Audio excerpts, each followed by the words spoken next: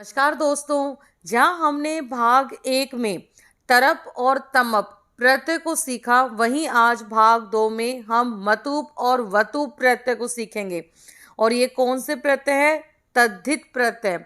और तद्धित प्रत्यय क्या होते हैं? जो शब्द के साथ जुड़ते हैं। और वो शब्द कैसा हो सकता है? संज्ञा भी हो सकता है, सर्वनाम भी हो सकता है, विशेषण भी हो सकता है, जैसे कि मैंने आपको भाग एक में समझाया।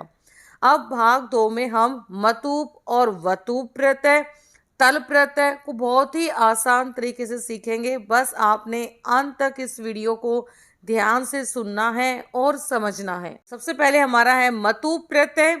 जिन शब्दों का अंत आ और आ को छोड़कर, मतलब जिन शब्दों का अंत आ और आ को छोड़कर अन्य किसी दूसरे स्वर से होता है। मतलब यदि किसी शब्द के अंत में ई हो, ऊ हो, ए हो, कोई भी अन्य स्वर हो, बस आ और आ नहीं होना चाहिए, तो वहां पर कौन सा प्रत्यय लगता है? मतूप प्रत्यय लगता है। और मतूप का क्या शेष रहता है? मत शेष रहता है। अब हमें मतूप प्रत्यय तो चल गया पता कि मतूप प्रत्यय वे होते हैं जिन शब्दों का अंत आ और आ को छोड़कर अन्य स्वर से होता है। लेकिन वतूप प्रत्यय क्या है? जिन शब्दों का अंत आ और आ से होता है, मतलब इसमें अन्य स्वर से अंत नहीं होगा, इसमें अंत सिर्फ किससे होगा? आ और आ से होगा। वहां पर मतूप के स्थान पर, मतूप के स्थान पर वतूप प्रत्यय लगता है। और वतूप प्रत्यय का क्या शेष रहता है? वत शेष रहता है। और जैसे कि मैंने आपको पहले ही बताया है कि मतूप और वतूप प्रत्यय का प्रयोग किसके साथ होता है? शब्द के साथ होता है, क्योंकि तद्धित प्रत्यय है। और शब्द जो है कोई भी हो सकता है, संज्ञा, सर्वनाम, विशेषण, कोई भी शब्द हो सकता है। तो शब्द के साथ मतूप और वतूप प्रत्यय का प्रयोग होगा। अभी हमें ये तो चल गया पता कि मतूप का मत शेष रहता है और वतूप का वत शेष रहता है। लेकिन इसको लिंग में कैसे पहचानेंगे? तो यदि पुल्लिंग शब्द दिया है तो वहां पे मतूप प्रत्यय में मान जुड़ेगा और वतूप प्रत्यय में वान जुड़ेगा।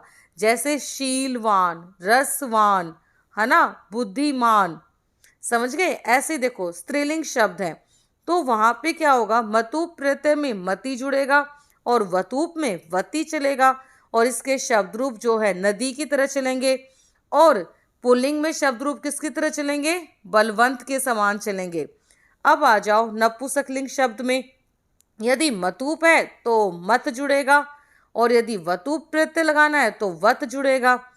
अब इसके शब्द रूप किसके समान चलेंगे? इसके शब्द रूप जो है वो जगत के समान चलेंगे। अभी मैं आपको उदाहरण के माध्यम से भी समझाऊंगी। अब हम इस तालिका से समझते हैं। ये हमारे वचन दिए हुए हैं, एक वचन, द्विवचन और बहुवचन। और यहाँ पे लिंग है, पुल्लिंग, स्त्रीलिंग और नपुंसकलिंग। जैसे पुल्लिंग शब्द है तो एक वचन में क्या बन जाएगा? बलवान।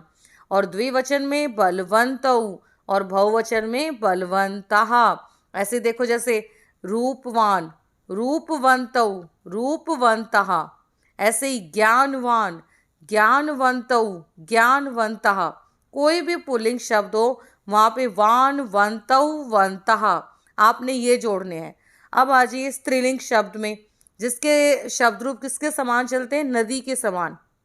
एक वचन में हो जाएगा बलवती, बलवत्यो, बलवत्याः। जैसे यहाँ पे रूपवती, रूपवत्यो, रूपवत्याः। तो ऐसे यहाँ पे देखिए नपुंसकलिंग शब्द।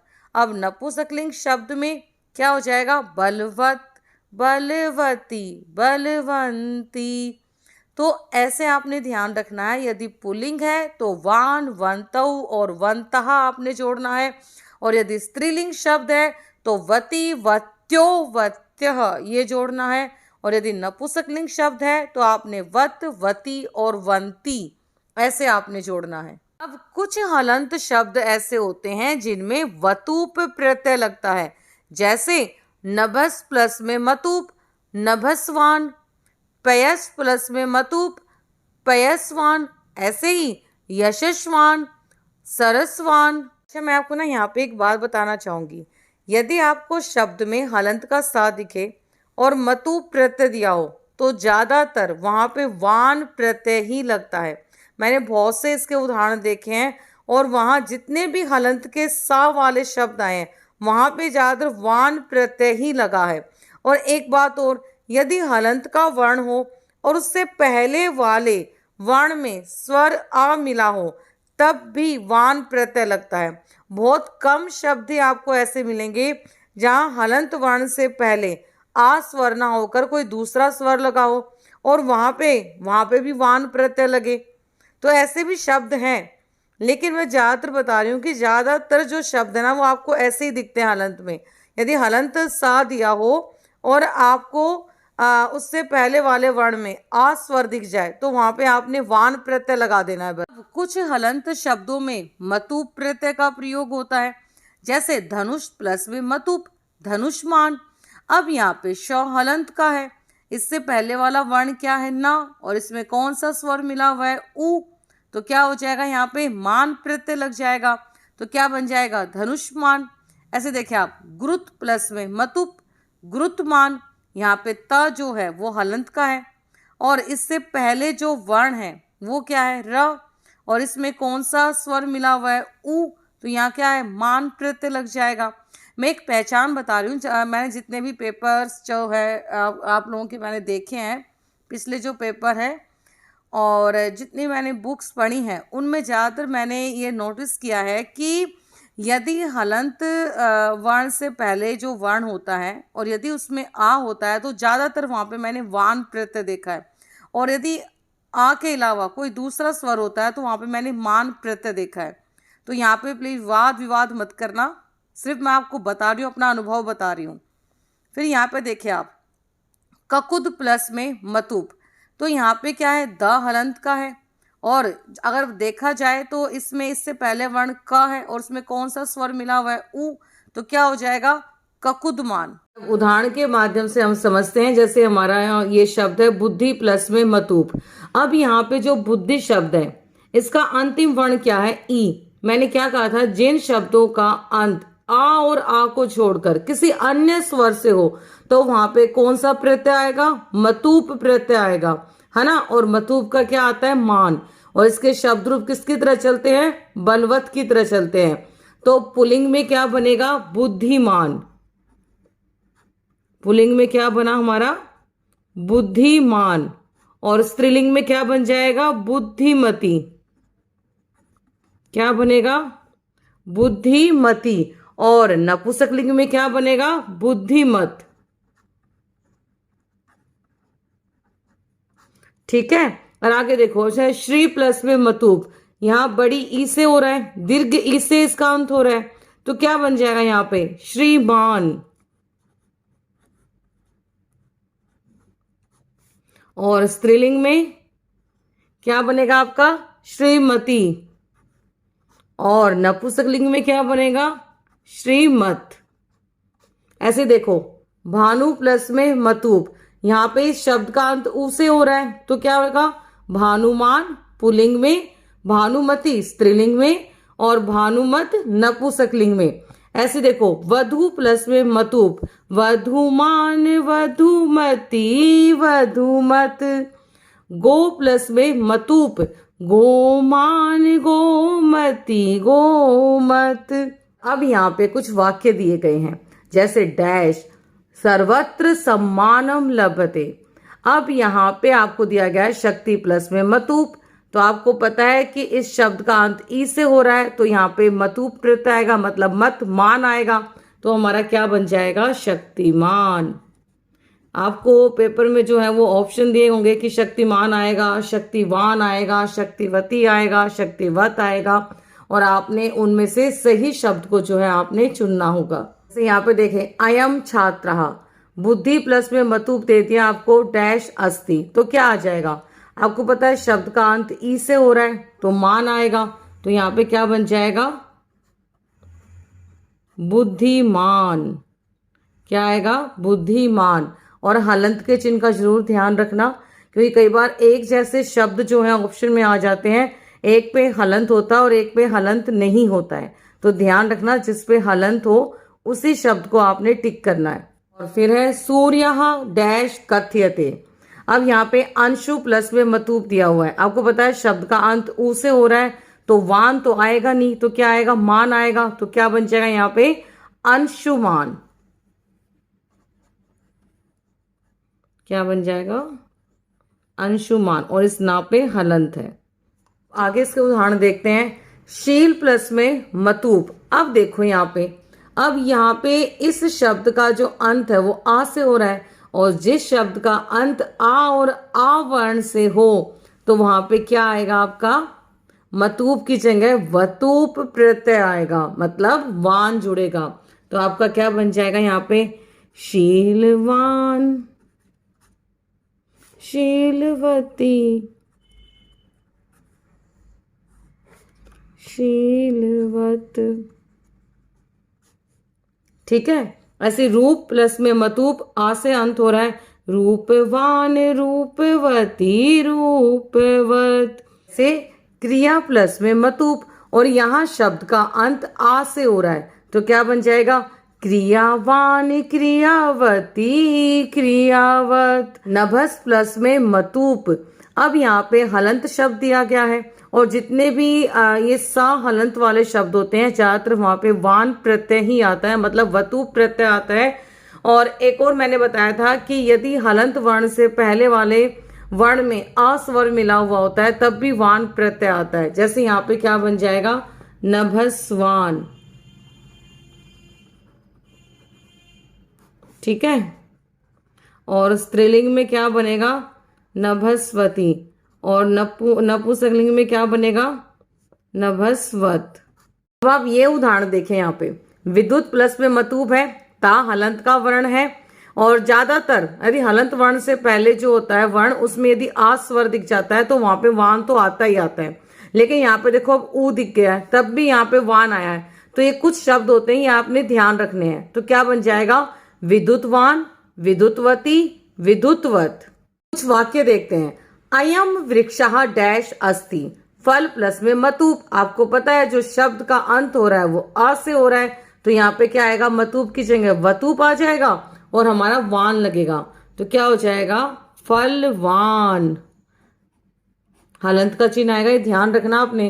कई बार ऐसा होता है कि वो दोनों बार फलवान फलवान लिख देते हैं, लेकिन एक में हलंत होता है और एक में हलंत नहीं होता है। ऐसे देखें, भग प्लस में मतूप।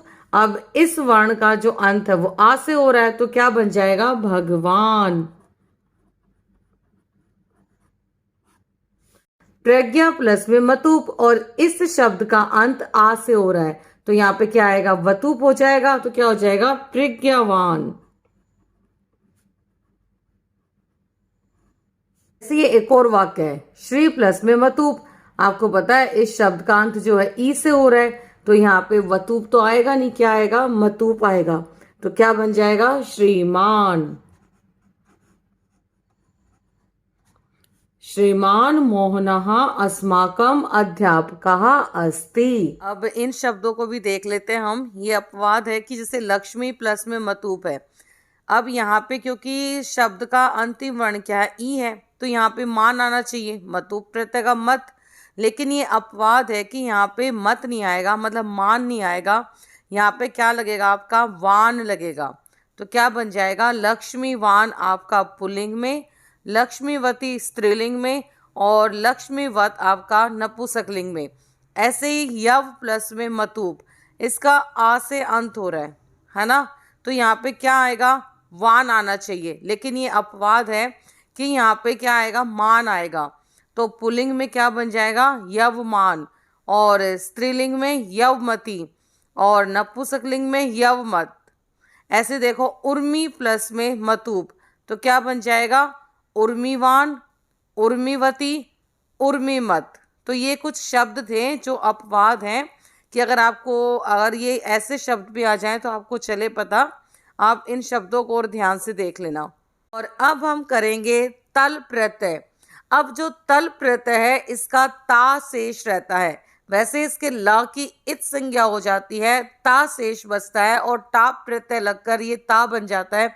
लेकिन इतना आपने ध्यान नहीं रखना है, कोई आपसे नहीं पूछेगा। सिर्फ इतना ध्यान रखना है कि तल का ता शेष रहता है और इसके जो शब्द रूप है ना वो लता के समान चलते हैं।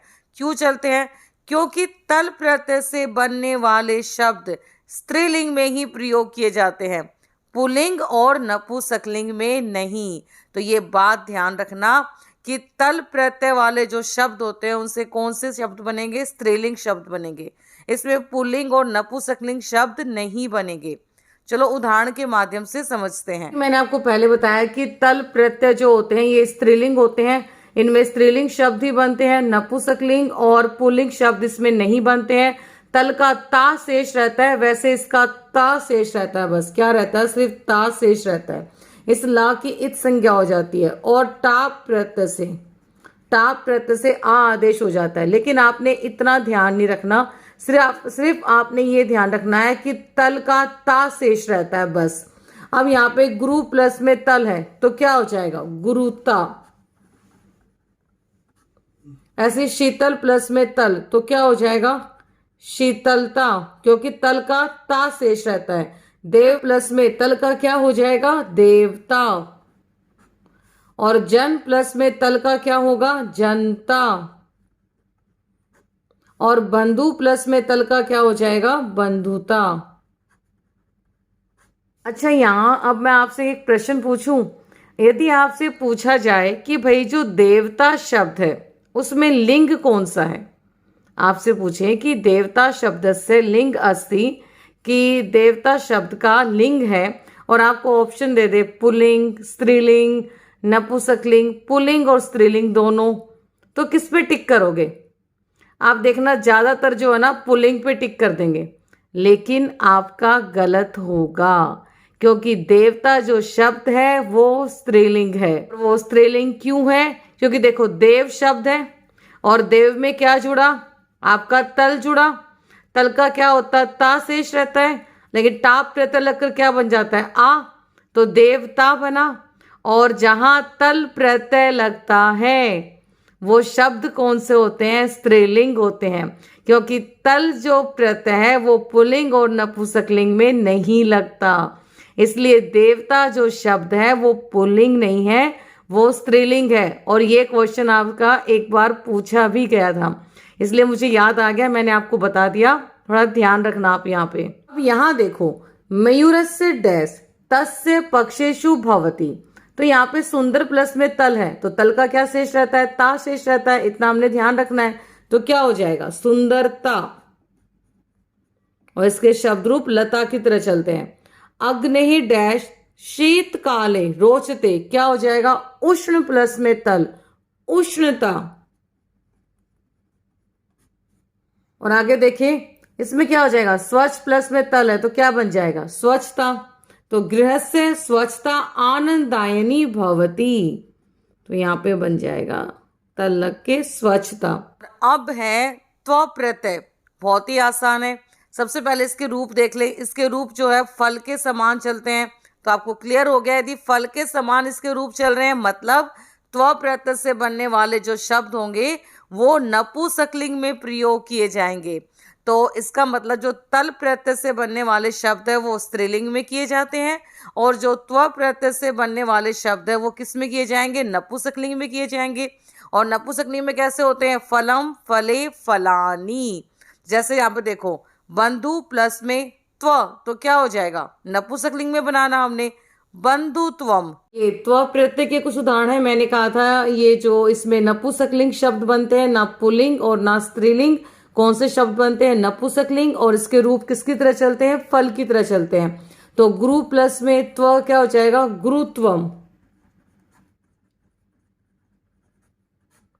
देव प्लस में त्व का देवत्वम, क्योंकि नपुंसकलिंग शब्द बनाना हमने, फलम, फले, फलानी।